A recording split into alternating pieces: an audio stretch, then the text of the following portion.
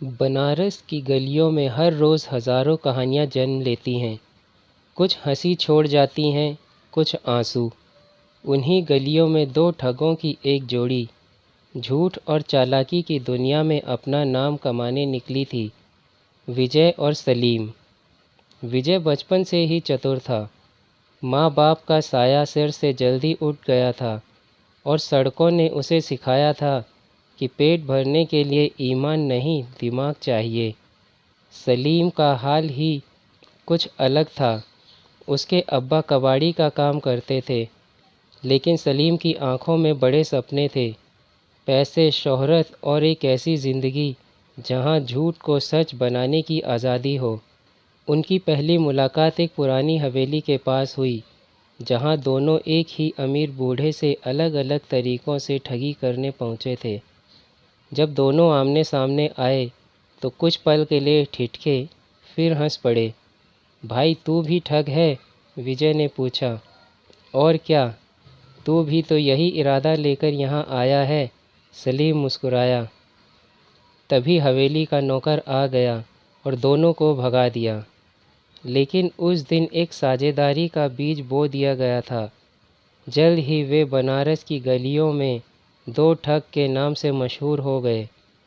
कोई जेवर बेचने वाली बुढ़िया हो या फर्जी बाबा के बहकावे में आया भक्त, विजय और सलीम हर किसी को ठगने में माहिर थे।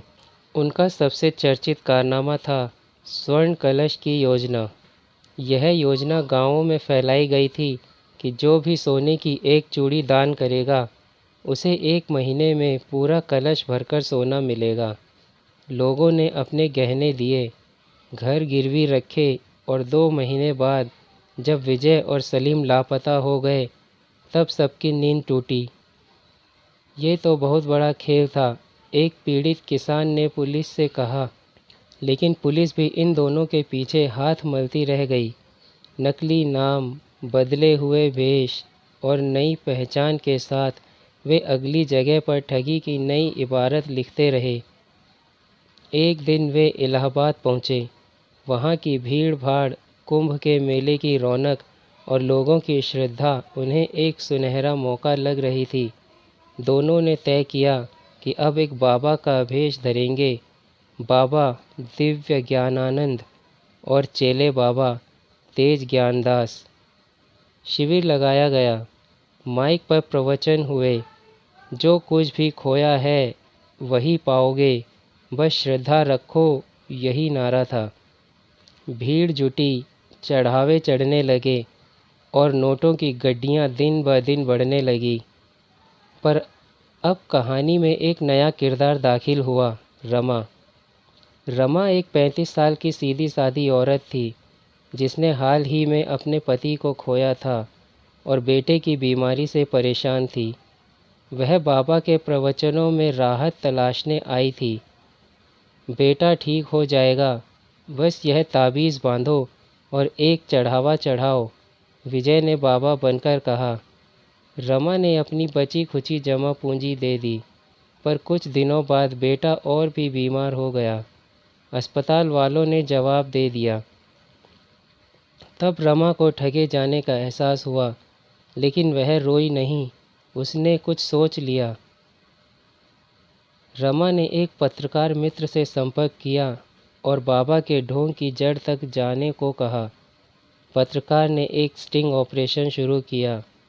कैमरे लगाए गए, नकली भक्त भेजे गए और बाबा की असलियत रिकॉर्ड कर ली गई। इस बीच विजय और सलीम को कोई शक नहीं हुआ। वे अगले ठगी की योजना में थे। इस बार नकली ज़मीन के कागजात बनाकर करोड़ों की ठगी करने की। लेकिन एक सुबह जैसे ही वे शिविर पहुँचे, सामने टीवी चैनलों की गाड़ियाँ, कैमरे और पुलिस की गाड़ियों की लाइन लगी थी। आपको गिरफ्तार किया जाता है, बाबा दिव्य ज्ञानानंद और तेज ज्ञानदास। लोगों को ठगने और धोखा देने के आरोप में, इंस्पेक्टर बोला। विजय और सलीम सन्न रह गए। हाथ में ताबीज़, माथे पर तिलक और मन में डर था। जेल में दोनों ने पहली बार चुप्पी ओढ़ ली थी। अब न कोई योजना थी, न कोई मजाक, कई महीने बीत गए। एक दिन रमा जेल में आई। मैंने तुम दोनों को माफ़ किया, उसने कहा। पर क्यों? सलीम ने पूछा। क्योंकि अगर मैं माफ़ नहीं करती तो मैं भी तुम्हारे तरह ही बन जाती, नफ़रत से भरी। वह चली गई, लेकिन विजय और सलीम के दिल में कुछ बदल गया था।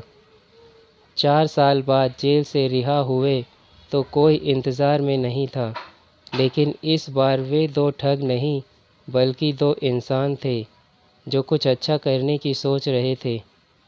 उन्होंने बनारस में एक छोटी सी दुकान खोली, ईमानदारी की मिठास, जहां वे सस्ते में मिठाइयाँ बेचते और बच्चों को मुफ्त में किताबें बांटते। लोगों को यकीन नहीं हुआ कि यही 2 कभी बड़े ठग थे, लेकिन वक्त ने सिखाया था कि सबसे बड़ा परिवर्तन तब होता है जब इंसान खुद को पहचान ले।